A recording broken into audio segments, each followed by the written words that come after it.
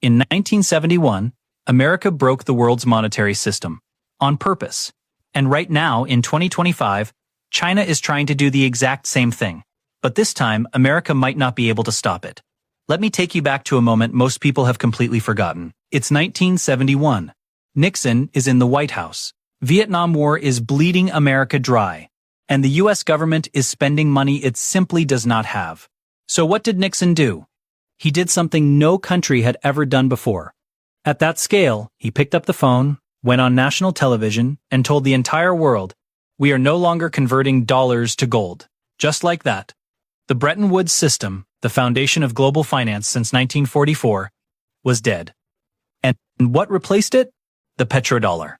The idea that every country on Earth must buy oil in US dollars, which means every country must hold US dollars, which means America could print money endlessly, and the world would just absorb it. That was America's ultimate financial weapon, and for 50 years, it worked perfectly. Now, fast forward to today, Donald Trump has slapped tariffs of up to 145% on Chinese goods. China has fired back with 125% tariffs on American products. Rabobank, one of the world's largest financial institutions, has officially called this a new economic Cold War. But here is where most people get it wrong. They think this is just a trade dispute, a negotiation tactic, a temporary tension that will resolve itself over a few rounds of diplomacy.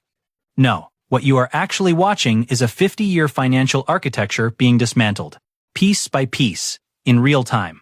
And the dollar is right at the center of it. Let me explain what China has been quietly building while America was distracted. Since 2015, China has been expanding something called the CIPS system, Cross-Border Interbank Payment System. Think of it as China's alternative to SWIFT, the system that currently controls how dollars move across the globe.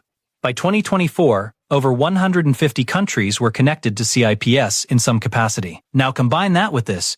China has been settling oil trades with Saudi Arabia in Chinese yuan. For the first time since the petrodollar system was created in 1974, a major oil producer accepted payment in a currency that is not the US dollar. That one transaction was not just an economic event, it was a declaration. But here is where things took a dark turn for the dollar. You see, the dollar's power is not just about trade, it is about trust. Every time a country holds US Treasury bonds, they're essentially saying, "We believe in America's ability to pay this back." Right now, China holds somewhere around $760 billion in US Treasury bonds. And they have been quietly selling, not all at once, that would crash their own portfolio too, but slowly, strategically. Like a chess player removing pieces from the board before you even realize the game has changed. Japan is doing the same.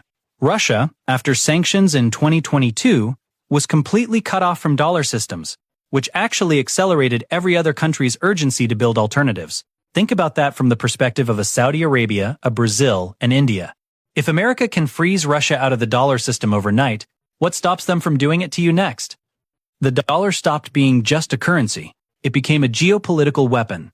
And the moment it became a weapon, every country on Earth started quietly looking for an exit. Now here's the thing about the current US-China tariff war that nobody is talking about on mainstream financial media. Tariffs are painful. Yes. Chinese exports suffer. American consumers pay more. Supply chains break. All of that is real. But the deeper game is this. Every time America uses economic pressure as a weapon, it accelerates the world's motivation to de-dollarize. Trump's tariffs are not just a trade policy. They are inadvertently, and perhaps ironically, speeding up the very process that threatens American financial dominance the most. This is what economists call a strategic paradox.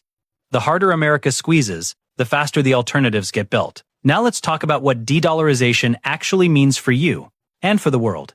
Most people think the dollar collapsing means America becomes poor overnight. That's not how this works. The dollar losing its reserve currency status is a slow process. It took the British pound almost 30 years to lose its global dominance after World War II, and Britain still exists. London is still a financial capital.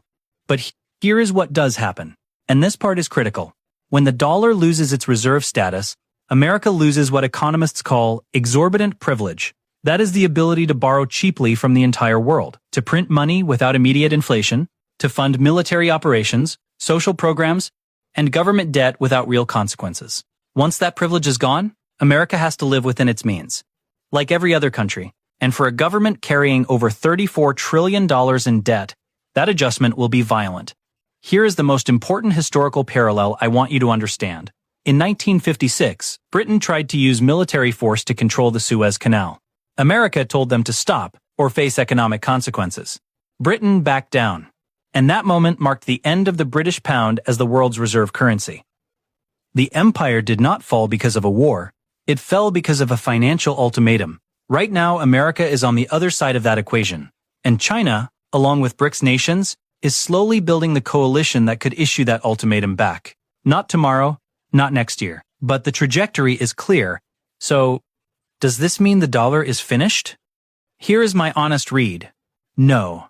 Not in the next decade. The dollar still represents about 58% of global foreign exchange reserves. The U.S. financial system is still the deepest, most liquid market on earth. There is no single currency ready to replace it today. Not the yuan, not the euro, not gold, not even a BRICS currency that doesn't exist yet. But the monopoly is over. We are moving from a unipolar dollar world to a multipolar currency world. And that transition, messy, slow, and full of conflict, is exactly what you are watching unfold in this trade war right now. The tariffs are the symptom. The real disease is trust, and America is spending it faster than it can earn it back. History does not repeat itself. But it rhymes. Rome did not fall in a day. Neither did the British Empire. And neither will the dollar. But empires always believe they are the exception. That their system is too important to fail. That the world needs them more than they need the world. Rome believed that. Britain believed that. And right now, in the halls of Washington, there are people who genuinely believe that too. The question is not whether the dollar will face a serious challenge in your lifetime. It already is. The question is, are you watching it clearly, or are you watching it through the lens of whoever has the most to gain from your confusion? That is exactly why this channel exists. Not to give you hot takes, not to predict tomorrow's market, but to give you the historical framework, the context that mainstream media never has time for, so that when you see a headline about tariffs or trade wars, or treasury yields, you understand what is actually happening beneath the surface. If that kind of thinking matters to you, join this community. Because the people here are not just watching history. They are learning to read it.